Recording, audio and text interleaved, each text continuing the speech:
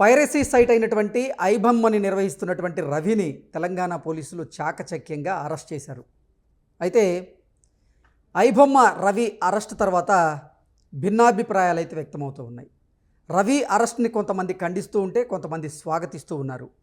Social మీడియాలో రవికి కొంతమంది సానుభూతి పరులు మద్దతు తెలుపుతూ ఉంటే మరికొంతమంది మాత్రం తెలంగాణ పోలీసులకి మద్దతు తెలుపుతూ ఉన్నారు.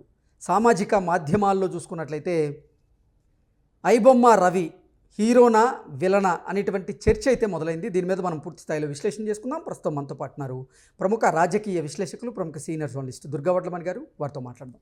మేడం నమస్తే. మేడం నమస్తే అండి. ఐబొమ్మ అనేటువంటి పైరసీ సైట్ని నడిపిస్తున్నటువంటి రవిని తెలంగాణ పోలీసులు చాకచక్యంగా అరెస్ట్ చేశారు. ఆయన అరెస్ట్ మీద అయితే ఇప్పుడు భిన్నాభిప్రాయాలు వ్యక్తమవుతూ ఉన్నాయి.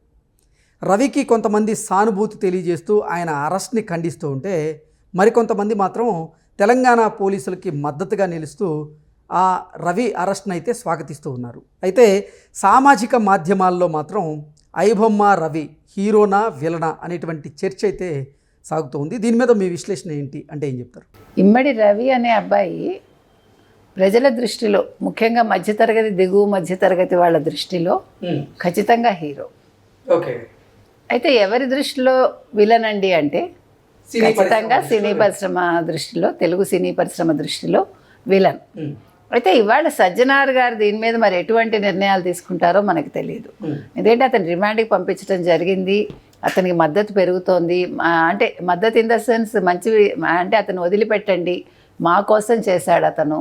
ఇంతంత రేట్లు పెరిగినప్పుడు మేము సినిమాలు ఏం చూస్తామో థియేటర్స్కి వచ్చి ఒక పాప్కార్న్ 300 ఇచ్చి కొనుక్కునే అవసరం మాకుందా, మేమంతా ఖర్చు పెట్టగలిగే స్థితిలో ఉన్నామా మేము అని వాళ్ళు అంటున్నారు. సో అందుకని ఇవాళ సజ్జనార్ గారు చేసింది మంచి చెడు అని విశ్లేషించే కంటే అసలు దీన్ని ఏ రకంగా తీసుకోవాలి, ఇమ్మడి రవి అనే అతను ఏ రకంగా హీరో అయ్యాడు అనేది మనం ఆలోచిస్తే, అంటే ఇవాళ సినిమా చూడాలంటే ఒక కుటుంబం కనీసం 4 మనుషులు వెళ్ళాలంటే కనీసంలో కనీసం 3-4 వేలు అవుతుంది. 3-4 వేలతోటి ఒక మధ్యతరగతి కుటుంబంలో వెచ్చాలకు వెళ్ళిపోతుంది, నెలవారీ వెచ్చాలకు వెళ్తుంది, కనీసం సగం అయిపోతుంది. ఇప్పుడు టికెట్లు మీరు ఇష్టానికి పెంచుకోండి అని ప్రభుత్వాలు వాళ్ళకి అవకాశాలు ఇస్తున్నాయి. దీని మీద కూడా ప్రజల్లో తీవ్ర వ్యతిరేకత వస్తుంది. ఎందుకంటే వాళ్ళు 1000 కోట్లు పెట్టి సినిమా తీశారు కాబట్టి వాళ్ళు అంత టికెట్లు పెట్టుకోవచ్చు, 2 రోజులో 4 రోజులో వారం రోజులో అని అంటున్నారు. ఒక రకంగా అది తప్పు అనేది ప్రజల్లో చాలామందిలో ఉన్న అభిప్రాయం. ఎందుకంటే మీరు టికెట్లు పెంచుకోమని చెప్తున్నారు, సినిమా కాస్ట్ కటింగ్ తగ్గించుకోమని ఎందుకు చెప్పట్లేదు అంటున్నారు.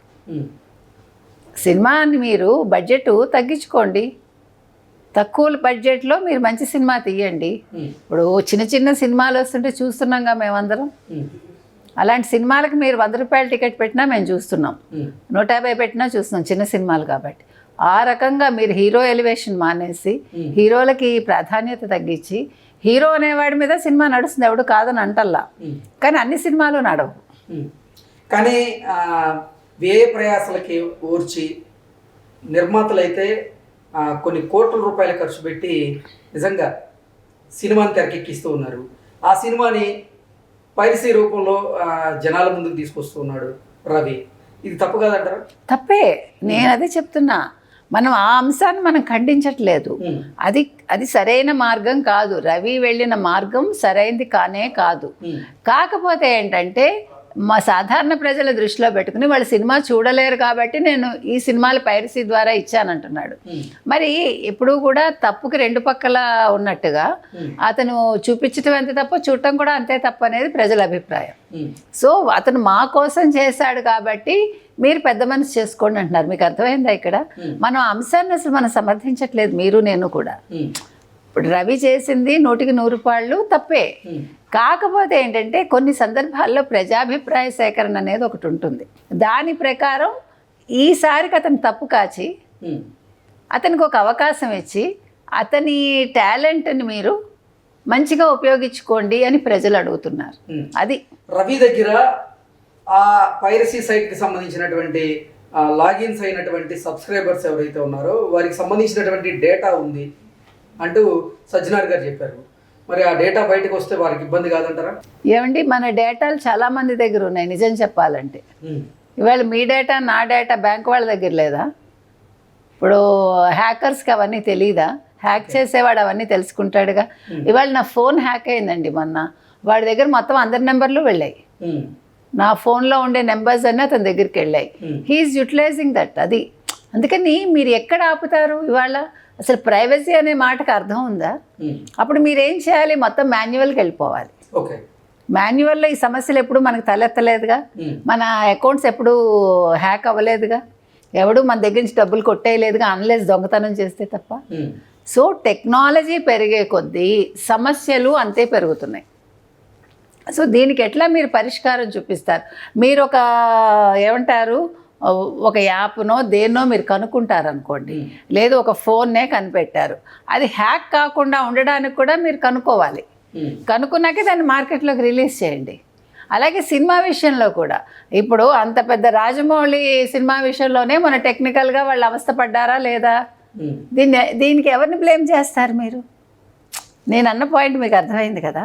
కాబట్టి టెక్నికల్గా వచ్చే సమస్యలకి ఎవరు బాధ్యత వహించాలి? ఇవాళ సజ్జనార్ గారు అన్నారు ఇంతమంది డేటా వాళ్ళ దగ్గర ఉందండి అని. ఏం చేస్తారు ఆ డేటాతోటి? ఇప్పుడు మరి మిగతా వాళ్ళందరూ ఏం చేస్తున్నారో వాళ్ళు అదే చేస్తారు. మరి మిగతా వాళ్ళందరినీ మీరు ఆపుతారా? డార్క్ సైట్స్కి, డార్క్ వెబ్స్కి ఆ డేటాని అమ్మితే నిజంగా సగటు యూజర్ ఇబ్బందులు ఎదుర్కోవాల్సినటువంటి పరిస్థితి ఉంటుంది కదా. ఉంటుంది ఖచ్చితంగా. ఇప్పుడు నాకు సంబంధం లేకుండా నా వాట్సాప్ హ్యాక్ అయిందండి, నా ఫోన్ హ్యాక్ అయిందండి, మరి నేనేం చేయాలి? ₹1,00,000 నష్టపోయాము. అదే నేను అంటున్నా, దీనికి మీరు ఒక టెక్నాలజీ కనుక్కోండి అంటున్నా. కరెక్టే నేను అన్నది. ఇప్పుడు దీనికి ఎవరిస్తారు సమాధానం నాకు? ఇప్పుడు నేను వెళ్ళానండి ఎక్కడ వాళ్ళ దగ్గరికి, సైబర్ క్రైమ్ దగ్గరికి వెళ్ళానండి, కన్సర్న్ పర్సన్ లేదు, నెంబర్ ఇవ్వలేదు నాకు, మీరు ఇలా చెయ్యండి అన్నారు అంతే.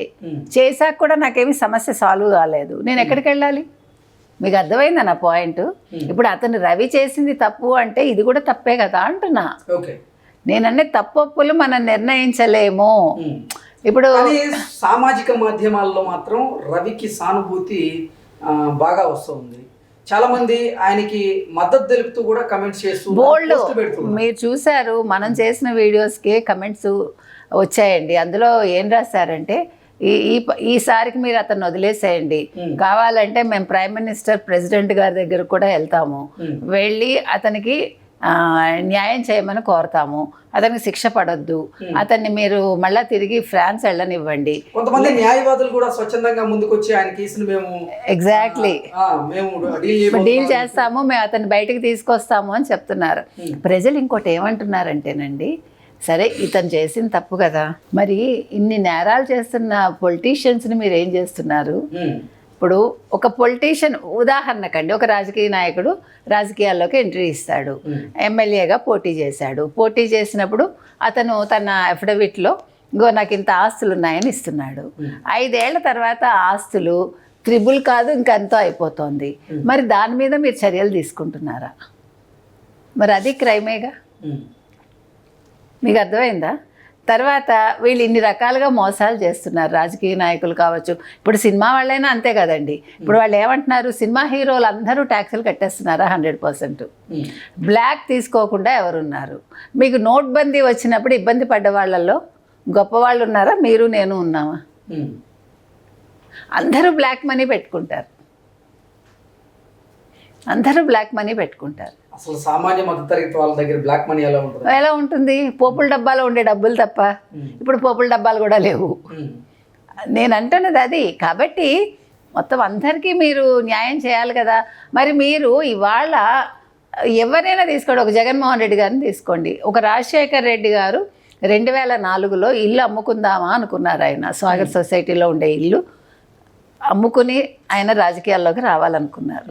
ఆయన ముఖ్యమంత్రి అయ్యాక ఆయన ఎలా బతికాడు, ఎలాంటి ఇళ్లలో ఉన్నాడు, వాళ్ళ కొడుకు ఇవాళ ఎలా ఉంటున్నాడు, 1,00,000 కోట్లు ఎట్లా అతను క్విడ్ ప్రోకో ద్వారా సంపాదించాడు, ఈ ప్యాలెస్లేంటి, నిన్న ₹1,00,000 ఇచ్చి ఆయన ఒక సిబిఐ కోర్టు ముందు హాజరవ్వడం ఏంటి? మరి ఇలాంటివి ప్రజలు అడుగుతున్నారు. దీన్ని మీరు సరి చేయగలిగితే ఇవాళ ఇమ్మడి రవి మీద మీరు చర్యలు తీసుకోండి. ఇది ప్రజలు అంటున్నదండి. కాబట్టి ఇవాళ ప్రజల దృష్టిలో ఇమ్మడి రవి అనే అతను హీరో అండి. సినిమా వాళ్ళ దృష్టిలో కొంతమంది దృష్టిలో అతను విలన్. ఓకే అండి, థ్యాంక్ యూ.